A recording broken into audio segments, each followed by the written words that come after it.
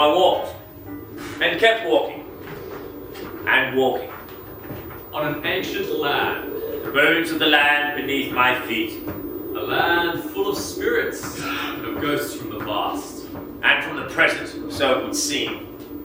Where were you walking to? To wide open spaces, to adventure. But why were you walking? For my health. Only that? And to think deep thoughts, as vast as the universe. Feel the sun in early morning, warming my limbs. To hear the wind singing through the trees and howling around the rocks. Smell the earth after rain. See a sunset painted across a wide sky. The patterns of the stars in deep night. Ah, you mean free? Yes, I wanted to be free. He is walking to Sydney. From Fremantle, for heaven's sake. Who does such a thing? Certainly no spring chicken. It seems he likes walking. He doesn't much like work. My dear Herbert, where are you? Are you still with us on this earth? I haven't heard from you in so long. I tried to be a good wife to you. I looked after you the best I could, even when you had your funny turns. The doctor said it was nerves. Neurasthenia, Ethel. Neurasthenia. But what did it all mean? And why were you so nervy? You couldn't tell me. No one could tell me. I had baby Lionel to look after, and you, lying in bed, always a headache, always too tired to work. Oh, thank heavens for the unions, or we might have starved. I don't think you ever wanted to be a printer, like your father. Why should I be condemned to a lifetime of typesetting someone else's words? You always fancied yourself a writer. I know you love to dream of your stories, but you can't live in your head. Playing the piano for moving picture shows. I think all that fairy tale stuff stole your heart. But it's no profession for a grown man. You have responsibilities. As a printer, you had a secure income. Oh, if only you hadn't gone so far away. Doctors said I was a hopeless case. Sunshine and space. That's the thing I needed, they said. You can't get that in London. But Australia, as far away as can be. Opportunities in a new land.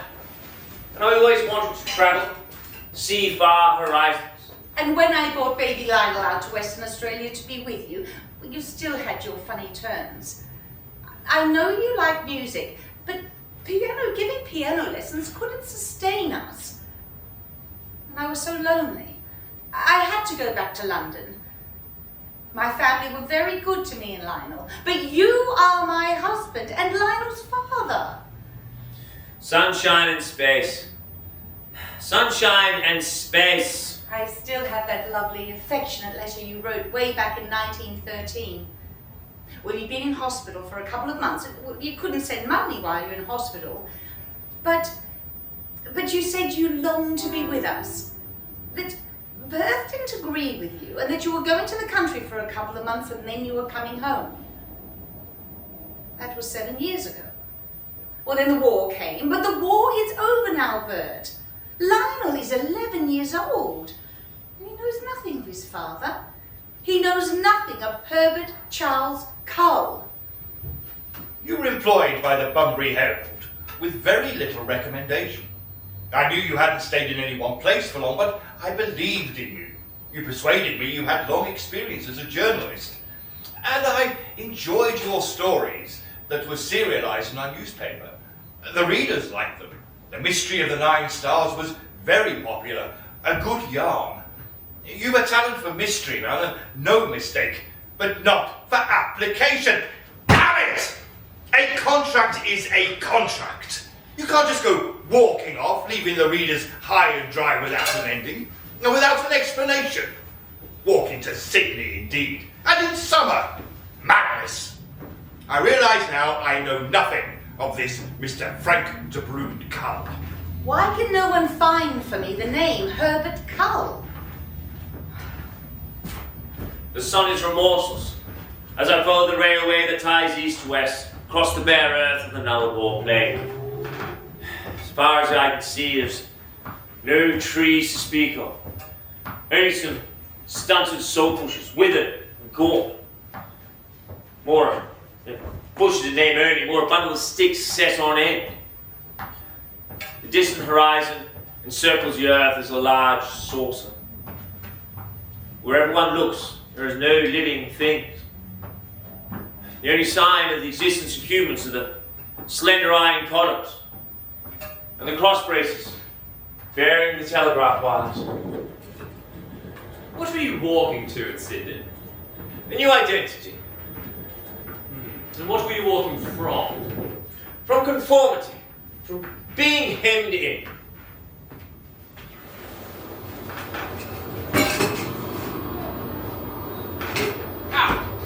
Mr. Gay, manager of the Daily Mail, Sydney's newest publication. And how may I help you, Mr. DeBrew. Aileen DeBrew. Unusual name? French, is it? Canadian, actually. Ha, there's the new identity. Canadian, you surprise me. But I have spent some years in England. I see. And I believe you walked all the way here from Fremantle in Western Australia.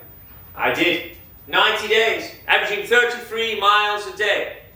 Would have done it in 85, but a touch of dysentery served me up along the way. Water a bit dodgy in some places. Extraordinary. A remarkable feat. But why the blazes did you bother? This is 1921. We have a modern railway.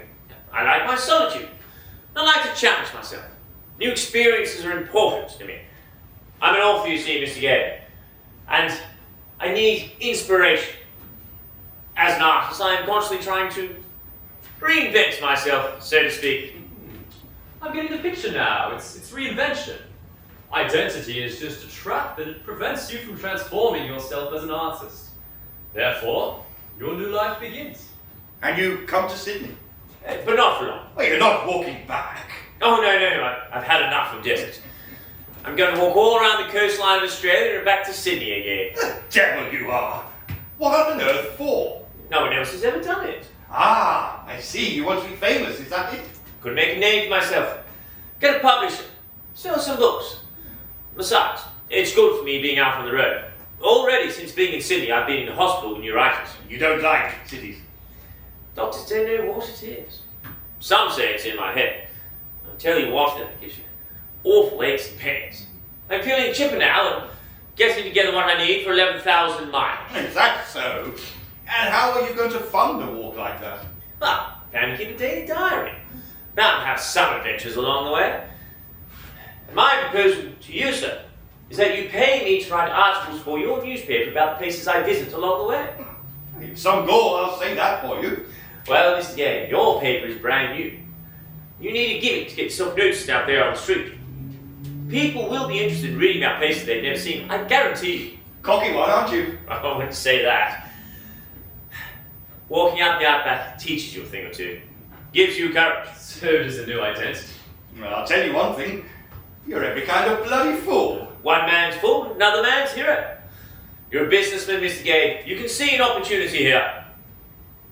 All right, you've got a deal.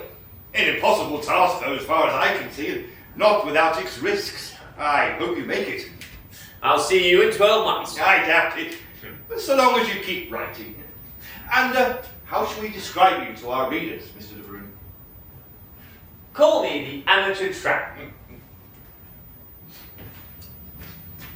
So, Herbert that was. Your new persona claims to have travelled the world and that you hail from Montreal, not Camberwell in London. Well, whatever the fantasy about your origins and the distances you've travelled in the past, you're certainly putting some miles behind you now. Brave new world, aided.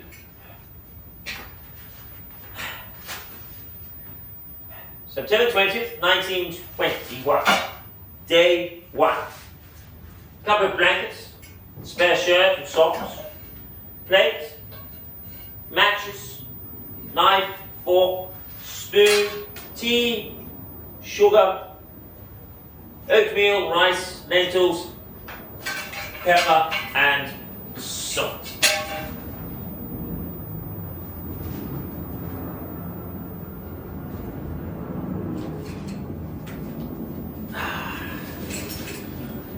Walk out of London, Aiming across the Parramatta River today, reach the Hawkesbury by the end of tomorrow. Some fine views above the Hawkesbury. But I'm not distracted. Keep on walking through the dark railway tunnel to Waterway. Walking, walking, walking. The days pass. Walking towards the Queensland border. Some prosperous countryside in northern New South Wales. Orchards, orange groves, market towns, people buying, selling. A nice place to settle down. If settling down is what takes your fancy. The weeks pass, and I'm tramping through Queensland. New boots are ready in Toowoomba. Toowoomba. October 21st, 1921. Day 32. Mr. de Bruyn, the man who has undertaken this huge task of walking around our great nation, yesterday strolled into our office at the Toowoomba Chronicle. He is a bright-eyed, tanned and wily individual on the right side of 40, who one would at first glance take to be a real sundowner. However, it seems he is French-Canadian, brought up in South Africa, in the Transvaal, and at age 16, because of his knowledge of the Boers, was able to help the British Army with that war, and then moved on to London. Well, that's a new one. Mr. de Bruyn is of the opinion that if Australians walked more, instead of riding in trams, and trains and motor cars, they would become healthier and altogether better citizens. I see healthier, maybe. And so he walks on to Brisbane, and then on to the busy cane fields. Sure, it's big business. All this activity. It's hard work. When does a man think? When does a man dream? Every day walking and walking. Every day. Rain or fine. Walking and walking. Walking and walking. Camping out, short rests, grabbing a meal here and there. A road workers' camp, or a drovers' camp, or fettlers working on the railway. Always a meal at the friendly homestead. I thank you. Some good country around here. Oh, God's own mister. Enough tucker to share with a swaggy. You been long on the road? Not long, I've only just started this walk. Oh, how far? Brisbane? Oh, no, further than that. All around Australia in a year. Stone the crows! You might get to read about me in the newspaper. Oh, is that right? They called me the amateur tramp. Oh, well, you don't much look like an amateur to me. But if you are, you're going to need some bush skills. I've learned a trick or two. I think I'll survive. Up north? Oh, don't know about that. You don't sound like a swaggy, that's for sure. You're not from around here. You've got a posh, city bloke's voice. You sure you're tough enough to handle being on the road? I'm tougher than I look. Oh, work the land, have you? No, I'm an author. Oh, you don't say. Oh, fancy that. Well, you'll be able to entertain us with a few of your stories over your tea. I can do better than that, madam. I can play some tunes in that old piano of yours. Oh, well, blimey! Who would have thought it? Well, I don't suppose you can go around carrying your piano on your back. Oh, we're going to be in for a good night then. You're going to be welcome on the road, and no mistake. Not the best time of year to be walking up north into the Gulf country, but And why is that? rain, mate. It's the wet season. Oh, boy, do I mean wet. Turn westward it can't. It hasn't stopped raining 6 weeks. Creek beds all swollen and land so boggy I was up to my knees in water. Plagued by mosquitoes. Christmas came and went. New Year's. Wonder what 1922 will bring. Supplies low. Feet very bad.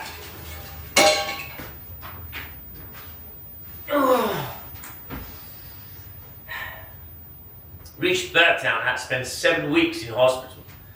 I sympathised with the explorers in the old days. Abscesses on my damned feet. It took their time to heal. Who knows? Maybe Burke and Wills may have made out alive if they hadn't had a hospital at the end of their journey.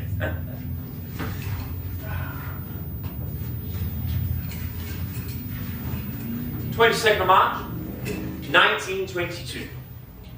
Time to be on my way. Endless miles of grass for weeks. But no telegraph stations, so Mr. Gay is going to have to wait for his stories. Virtually no people. Sometimes, clumps of coolabah trees looking like scalps advancing across the plains. But water is scarce, and it's damnably hot. The tropical sun beats down on this land, and mirages tremble on the horizon. Scenes of water, vast lakes, villages, people dance the day long. How many men have believed visions and wandered from the track to die? How small is a man in this great land? How fragile, how foolish.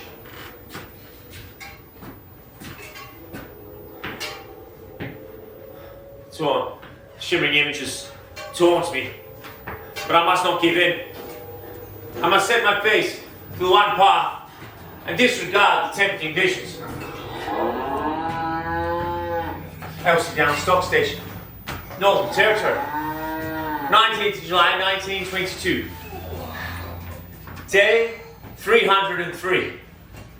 And here are men resting up from putting out balls on the rancher track. Couldn't have gone another day without filling my water bottle. Boil the billy. Sit down under the stars. Ah, you're a sight for sore eyes. Been walking ball to ball for many weeks. Tough country, this. Did nobody warn you? Don't reckon no one believes it till they taste it. Time for a spot of yarning, stranger. Reckon you've seen some things on your travels. Probably much the same as you. It's a lonely road out here. We're here for the work. But you, this walking stunt, what good will it do anyone anyway? I like testing myself. I like getting away from it. Do that all right. Yep, you meet the odd loner on the road once in a while. Can't believe it myself. I knew this bloke once. Walked, kissed his wife and family goodbye, walked out to his herd. Adelaide bloke, was it? Could be. I watched him walk around the corner, then return to the house prepared to welcome him home that night. But he never returned. He never caught his usual train or tram to work, but kept walking. Till he arrived someplace where he was unknown. Arriving in a strange city, he went to a large store and bought some clothes that varied considerably from his usual taste. With a change of clothes, he changed his name. John Smith became Tom Brown. Must have been running from something. Or running to something. With new clothes and bearing a new name, he assumed a new manner. John Smith was studious and retiring. Tom Brown was gregarious and sought out all the bright spots of the nightlife of the city. Must have been Melbourne. Oh, He created for himself a new history and sought out a new means of livelihood. And no one knew he was an imposter like. A keen watcher from his old days may recognise some old mannerisms, but there was no one who knew him from before. No one to say you can't do this or you can't do that. And so he lived an unfettered life. well, if he wasn't running from the law, why would he want to disappear when he had all the comforts of home? Who knows? Maybe the daily grind, the unadventurous, placid existence suddenly palled. Maybe his acquaintances saw him as an unadventurous plodder. But he knew he was worth more than that. Knew he had to escape from mental stagnation. Still, he was risking a hell of a lot. Starting a new life. Sounds bloody mad if you ask me.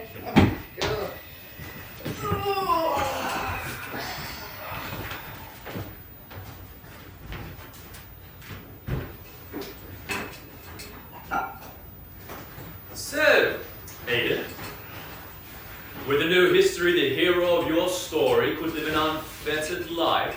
And you're back. The life he had was unbearable, leading him to mental stagnation. That was a madhouse. Darwin, August 10th, 1922, day 325 of your famous walk. What a hero you are, Mr. De Bruyn. You are in all the newspapers. We heard you are on the way to Darwin, and here you are. The town has come out to greet you. Will you be staying with us for long? It has been a very warm welcome, but it's a bit of a bewilderment seeing all of these people around. But I think I will stay for a week or two and get some new boots and rest my lumbago. Oh, Mr. Adams, the mayor would like to have a word with you. Mr. De Bruyn, what a pleasure to have you here in our town. 3,624 miles walked here from Sydney. What a marvellous achievement. I hope one evening you'll give a lecture on your adventure while you're here with us. Oh, yes, please do. The people are keen to hear about your experience and your thoughts on the North. You're quite the celebrity, you know. I have, as you know, travelled the world. And I must say the North is a magnificent country. Why, the waters here in Darwin could shelter half the fleets of the world. But it is a vastly underpopulated land. What the Commonwealth Government has here is a large territory, hardly touched, that cries out for development and the title of state. Had you state rights of citizenship and self-governance, then you would be able to attract the people and the investment necessary to increase your population and productivity. Now, Mr. De Bruyn has met with members of the Labour Party in Darwin and has even mediated in an industrial dispute with the Northern Australian Industrial Union to try to settle the strike. He is a man of vision and of reason and has a way with words. What has the Commonwealth Government done with the territory since they took it from South Australia?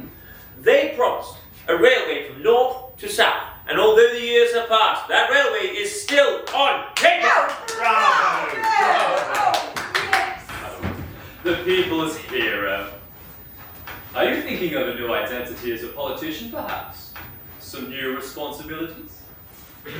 Time to be on my way. Walking, walking, walking.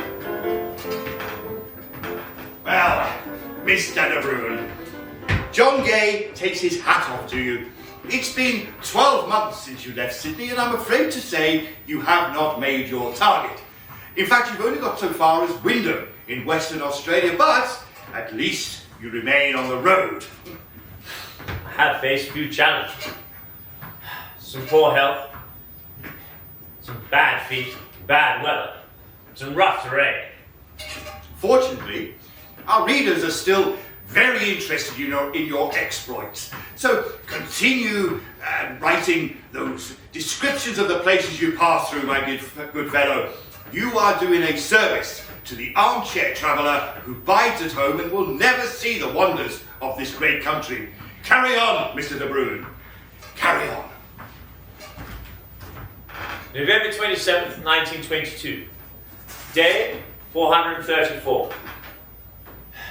Winter and spring have passed. The roads are now sandy and often flooded. Summer weather is stormy. The heat excessive. I find I can only walk during the early morning and evening, as I cannot tolerate the sun in full day. Fitzroy Crossing is a unique town. It consists of only 3 houses. First, one comes to the police station. From there, you walk 1.5 miles down the road to arrive at the hotel. Then the road turns to land. You travel 2 miles to the post office. From there, the road leads you back once again to the police station, and then on to the hotel and the river crossing. A tough crossing this time of year. What they need here is a bridge. For the next couple of weeks, I'll be following the north bank of Fitzroy River through some lonely stations on to Durban, then turn southwards to Broome. Oh, Mr. De Bruyn, how kind of you to agree to give a talk to the patrons, the residents of Broome on Christmas night. My second Christmas on the road. Oh, you drew quite an audience here at the Star. I am proud to say that the patrons of this hotel and the people of Broome greatly appreciated your most interesting talk. We owe much to men like you, Aidan de Bruyn. Without men with such a spirit of adventure, where would our place be in the British Empire? Broome, a lonely outpost in the British Empire. That gives me an idea for a story. The mystery of the mangroves. Along the coast of tiny sunny Broome, where everyone usually knows everyone else's business, lie the primeval mangrove forests that harbour all manner of strange things. Fish and mollusks are neighbours with turtles and oozing mudworms, using black mud and the spiky mangrove roots are a deterrent to human visitation. What secrets could such a lonely place sequester? The body of a man, floating amongst the dark foliage. A victim, perhaps, that terror of the coast, the saltwater crocodile. But no, close examination reveals a bullet wound in the man's skull. Here, you're that bloke was giving the chin wag at the Jubilee Hotel. River, February 5th, 1923. Day 504. I hear you're the sort of bloke that likes a bit of a mystery crime story. Well, see here, there's been more than one murder around these parts, and you know what? Do you writers know the best place to hide a body? Well, I was thinking in the mangrove forest. Nah. Down a mine shaft. I reckon there's been a fair few gold prospectors gone missing over the years. Gold. That's where you find the best and the worst of human nature. You mark my words. You riders from the city, you don't know much about the bush. I'm learning. The view from the Roman Hotel encompasses the dusty road passing the bank. It's outside this institution that the proprietor of the hotel noticed a heated argument between two individuals, both strangers to the town, equally as dusty as the road. One raised his fist threateningly before slouching away. The other entered the porticos of the bank. The hotelier was to recall this interchange later that evening, when the conversation at the bar turned to the discovery of the body of a man down a deserted mine shaft in the locality. A body with no means of identification. An accident, surmised one customer. Easy to fall into a disused pit in the dark. But no, interjected another. This was no accident. The man's skull had been caved in with a heavy instrument. An axe, perhaps a shovel. The debate continued until closing time. And the mystery of the man's murder occupied everybody's thoughts. They wandered home under the watchful stars. Clues. Suspects. Red herrings. You learn something of solitude in the bush, and something of human nature. But of crime writing, no. The plots are as empty as the landscape, but the landscape is worth describing. The country through which I'm walking, the bones rise up out of the ground as red rocks.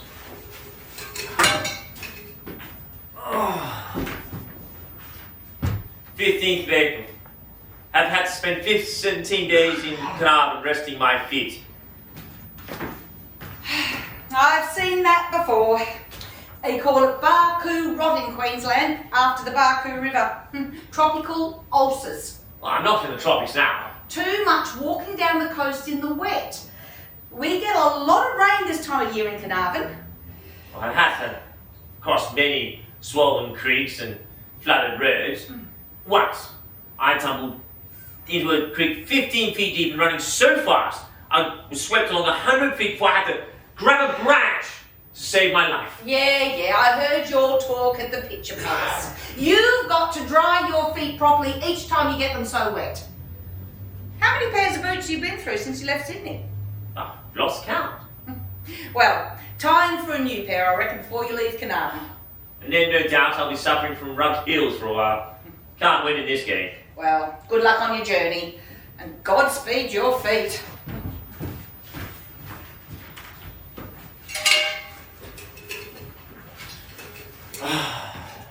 Keep right on to the end of the road. Keep right on.